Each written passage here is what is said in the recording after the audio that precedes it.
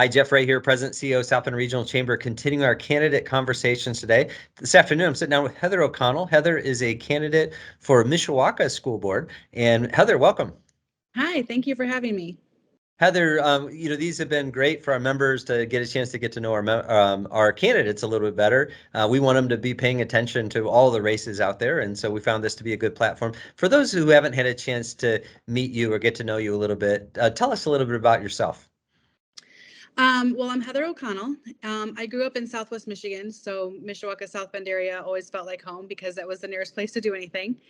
And years ago, back in 2008, I believe, I moved to Mishawaka because I had taken a teaching job with the school district, and I was there for a couple of years. And through budget cuts and the recession, I was riffed because I was one of the new hires.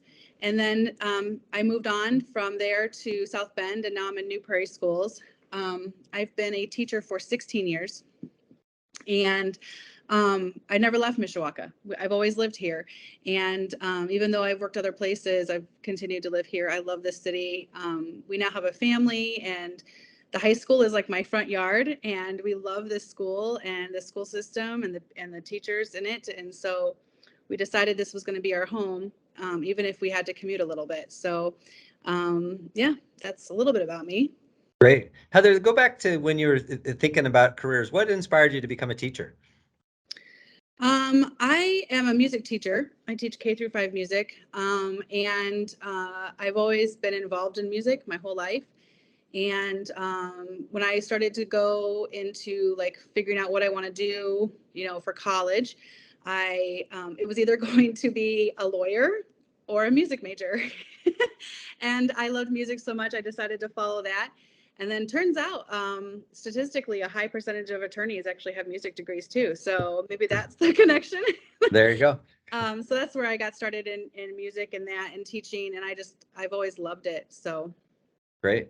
So Heather, you've had a chance to be involved in schools first as a teacher, as a parent. So talk a little bit about what inspired you to seek a position on the school board.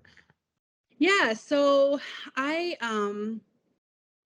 just as an educator, I've always felt like, and to be also say, I have worked for some really great school corporations, and I've worked for some, more dysfunctional school corporations. And I definitely notice a huge difference of when you have appropriate leadership and a school board that has the community interest in heart, as well as their teaching staff and the students in mind, that everything works so much better. And I wanted to be a part of that that team that gets to make decisions for students' lives and ensure that they have the best outcomes.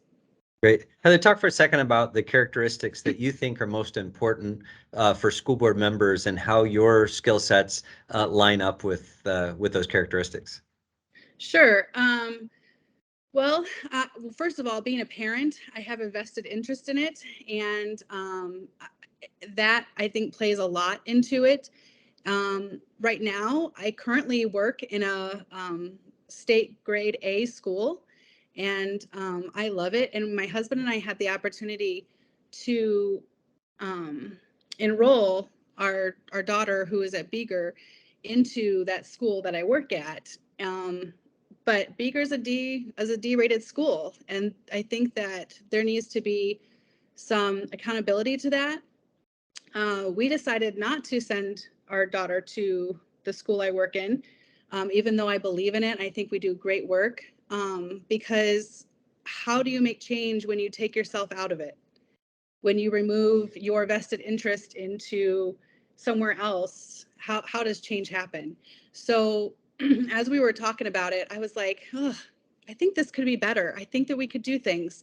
And with the change with Dr. Stevens and his view on progressing student data and raising those scores, I really was like, this is an opportunity that I could bring some of the knowledge that I have from working in a great school district to Mishawaka, because Mishawaka has some really excellent teachers and staff and principals.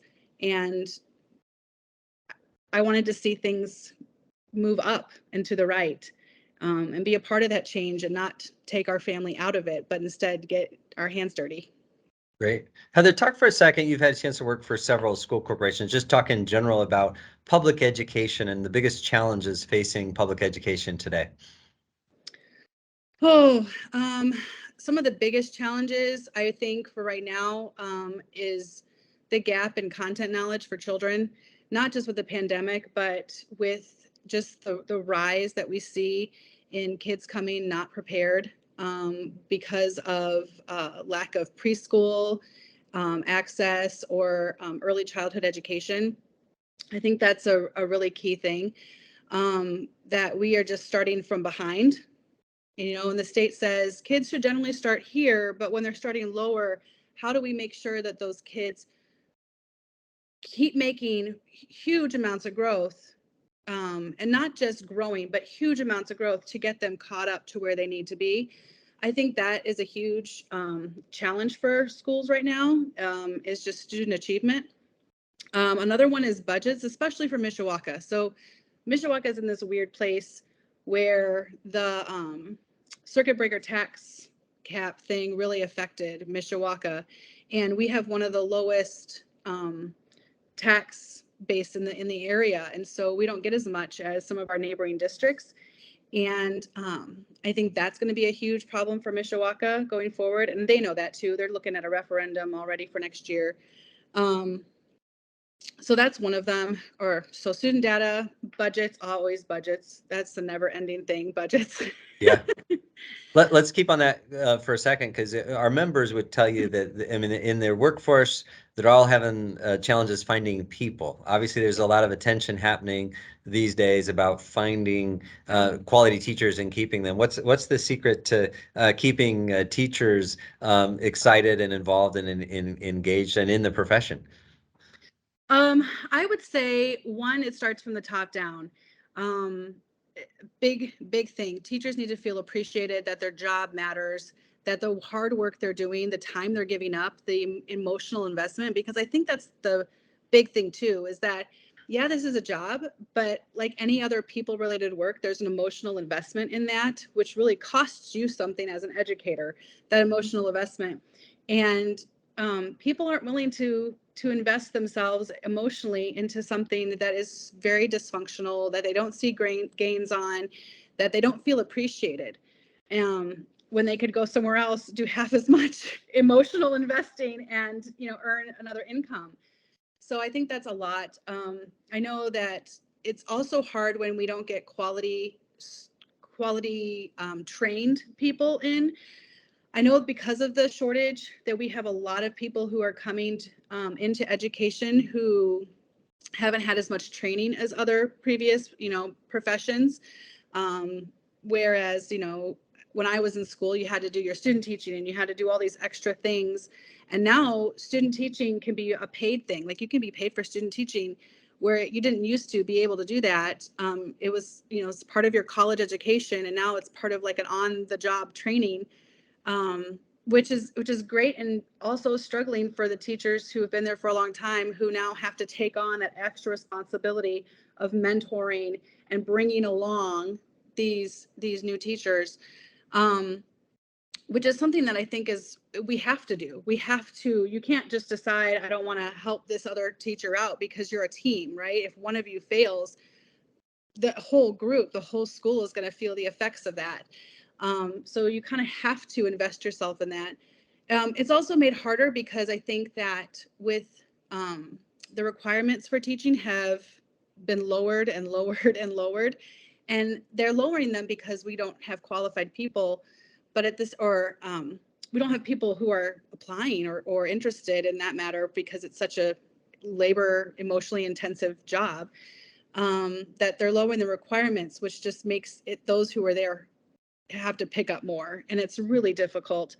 I know that right now the state even allowed a adjunct faculty status, where someone who doesn't even have a 4-year degree can get a teaching job. Hasn't been to certified school or anything, can apply and get an adjunct job, and then everybody else feels the effects of that because they're training that person while managing their own classrooms, while, doing their work themselves. So. Yep, great. No, I appreciate that. Heather, let's talk a little bit about, so you're seeking election to the school board. Talk about what your priorities would be should you get elected as a new school board member. Well, I have two that I am interested in. One is just raising our student data, because while I know and I feel and I understand in the pit of my stomach that these students are more than just their data score. I mean, they just are. There's so much that goes around a whole child, but scores do matter. They tell you something. Data matters. It tells you whether or not you're doing the work you need to do, and if you need to change the work that you're doing. And as a corporation, how are we really meeting the needs of our students? And so the data is just hard fast facts to use as a tool, not necessarily the end all be all, because it isn't the end all be all by any means, but as a tool. And I would like to see Mishawaka get up there with our scores. Right now, the district is rated a C, and I would really like to see it at a B or higher. In fact, my daughter's school is a D school, and I would like to see that go up. And so that's my first one. My second one would be, as part of their decision making going forward with the referendum. I've been in this house for 4.5 years, and not once have I received any communication on where the referendum money that they're using now has gone or what it's been doing. And so one of the things I think that I would like to see is biannual or quarterly, just like a newsletter flyer that gets sent to every house in the district, regardless of if you're on their mailing list or not, that says, here's what we've done with the money this quarter or these last 6 months, before and after pictures of new boilers and new flooring and things like that. So people feel invested, then they feel like they know, because it's hard to vote for something when you never see the outcome. I mean, just this year we have a kindergartner at Beeger, but if it wasn't for the fact that I visited a few schools recently, I would have no idea that some of these schools are really needing some TLC. And rightfully so, they're going to be renovating some of these buildings. But as a taxpayer, like, it'd be nice if I could see what do we have here, where do we want to go, and the progress updates along the way, so I feel like I know where the money that I'm voting yes for is going. So yeah, those two things. Great, thanks. Heather, as we wrap up here, put your sales hat on for a second. Voters have a choice in the November election to pick a candidate for the at-large spot on the Mishawaka School Board. Tell them why they should pick Heather O'Connell. They should pick me because I am invested in education. I have been in education my whole adult life. I don't plan on leaving education whatsoever. And because I really want to see some active change. I want to see our students achieve more. And I want there to be some accountability for the money that people are being asked to spend. And those are really just key things for me. And I feel like if I becomes on the school board, if I get to be that honor of doing that those are the things that I will be working with the school board member and the superintendent about, and seeing if we can just do things for our students that they deserve, that they need. Great. She's Heather O'Connell, candidate for Mishawaka School Board at-large seat. Heather, thanks so much for spending some time with us today. Thank you.